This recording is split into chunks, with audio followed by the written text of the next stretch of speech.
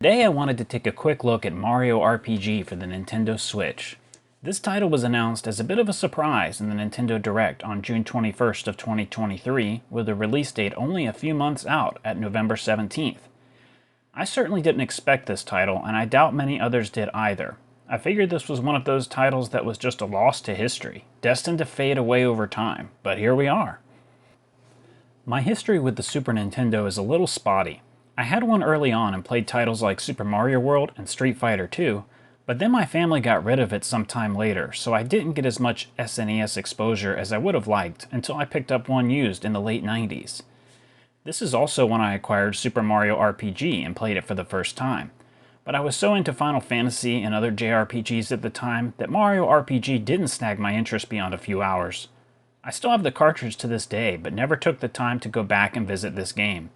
There's always so much on the backlog. However, some other content creators and I have come together to do a monthly podcast called Second Quest. This podcast is based around the idea of a game of the month, and is similar to a book club in which we make a game selection every month and we all play through it, after which we all get together and have a podcast to speak about the game. So far we've played through Symphony of the Night, Link's Awakening on Switch, and Super Mario RPG on Switch. Unfortunately, these podcasts aren't live yet, or I'd link you in the description, but they will be soon, and I'll come back and retroactively add a card and a link in the description for those interested in checking it out when the time comes. As of now, there is a Discord for Second Quest that you're welcome to join in, which we talk about that and other things. If you want to check that Discord out, the link for it will be in the description for you. Let's start with the basics. Super Mario RPG is effectively a remake, but stays very close to the source material, though there are some added mechanics or features which we'll highlight later on. I would suggest that it is comparable to the Link's Awakening remake, which kept the same core features and functions, but the primary benefit was a visual upgrade with a few minor changes or additions. Mario and his allies will make their way through the Mushroom Kingdom, visiting a variety of areas or zones, fighting groups of enemies and bosses along the way with a turn-based battle system reminiscent of early Final Fantasy titles. Throughout the process, the game features a variety of real-time platforming in terms of navigation, as well as a surprising frequency of minigames. Let's talk about the platforming for a moment. The game takes place with an isometric viewpoint, and Mario can come across various obstacles he must overcome. Some of these are optional and simply lead to bonus items, but others are mandatory for progression in the game. I really enjoyed these, and though occasionally I had a few issues with getting where I was trying to go, overall I thought these were great elements to blend the Mario property with an RPG. I was a bit surprised toward the end of the game, in which you face these 6 doors, and 2 of which are focused primarily on platforming challenges. While they weren't especially hard, it seemed like they were a bit ramped up from what was offered throughout the rest of the title. I would have preferred to see even more of these platforming elements in the game as a whole. What about the enemy encounters? Similar to RPGs like Chrono Trigger, all enemies are visible on the screen and are encountered when Mario and the enemy make contact. This takes the player to a separate screen in which battles take place in a turn-based manner akin to early Final Fantasy titles. Each character in the party is somewhat unique in that they have certain focuses. Mallow, for example, has healing spells, as well as elemental AoE spells, whereas Geno is focused on buffs and direct damage. Certainly not as in-depth as in some games, but I find myself often feeling like it's just enough to remain engaging, and some of the bosses offer different gimmicks to keep things fresh, and there exists a timing mechanic when receiving or dealing damage to keep the player tuned in. I think the game would suffer greatly without this timing mechanic, as it kept me attentive during all of the battles, aiming to get perfect timing on blocks and attacks. The entire party shares a magic meter, FP, and any time a spell or special is cast, it pulls from this bar globally. Restorative items are readily available at shops, awarded after battles, or in the general world. The game as a whole is rather forgiving and doesn't offer a lot of challenge, so it surprised me in retrospect to see that Nintendo added an easy mode to this title.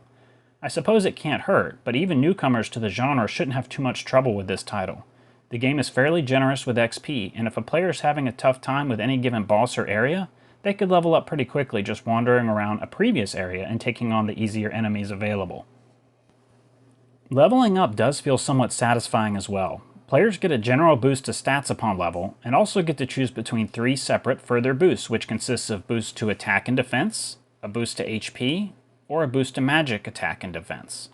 These bonuses aren't always static either. For example, at level 7, the HP boost may only be for 3, but at level 8 it could be as high as 6 or so it pays to keep an eye out and choose wisely.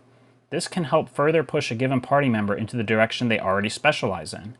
In addition, special attacks are unlocked at key levels for each character. New to the Switch version of this game are triple attacks. When you successfully time an attack or block, the player will start a chain, and the larger that chain becomes, the quicker the action gauge fills. Once it's filled, the player can use a triple attack, similar to something like Chrono Trigger, depending on which party members are in use at the time. These range from buffs to damage to all enemies. This will fill quite frequently with any proficiency, so I recommend to use them liberally. The story in this title is quite plain, but offers an interesting twist in the sense that Bowser is not your primary enemy. He in fact joins the crew. I really enjoyed this aspect, and my primary party was Mario, Peach, and Bowser. What a team! Though the plot is just serviceable, the pacing is something to be admired, and one thing Super Mario RPG hit the nail on the head with. The player is taken to new areas to explore and swiftly is off to the next point of interest, never lingering for too long in one space for it to become redundant. Even further, in between areas there are often area-specific minigames that fit into the plot and area with which they take place. For example, early on Mario is treated to falling down a sequence of waterfalls, or later on you find yourself in a foot race, attempting to avoid barrels and enemies behind you in order to catch up to an enemy.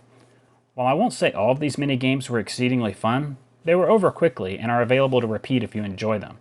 I think they added to the overall positive feeling of pacing in an attempt to keep things moving and fresh. The soundtrack in this title is remastered by the same composer, Yoko Shimomura. As a wonderful bonus, the original soundtrack is also available if you choose to use it. It's a great and fitting soundtrack that ties in familiar Mario tunes. One further addition is unlocked once you beat the game: boss rematches. You can fight harder and stronger versions of the bosses in the game once you have your clear data upon beating the title. For the most part, I think Super Mario RPG is a good game. I think, especially for its time, it would have been and probably was a perfect introductory RPG for many, and it still could perform that function today. I don't suggest you buy this game seeking an in-depth RPG. Rather, you should expect a lighthearted, original, and well-paced story in the Mario universe with rudimentary RPG mechanics. It's a fun game, but is it worth $60? My reaction is a bit mixed on this. I think for some it certainly will be worth it, but for others they will find the content a bit lacking with the runtime of around 10 hours to complete, without endgame content. I would definitely recommend this title when on sale, but unless you're a diehard fan, I'd wait for said sale. $60 is just a little steep all things considered, but it is a quality game, especially when you consider that the original cartridge is not the most accessible title. That said, I'd absolutely love to see a sequel that's even more fleshed out and with deeper mechanics.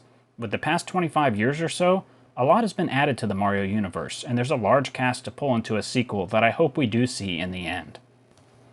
That wraps up my brief thoughts on Super Mario RPG for the Nintendo Switch. If you enjoyed this video, please like, comment, and subscribe to the channel so that I know to make more content in this style. Until next time.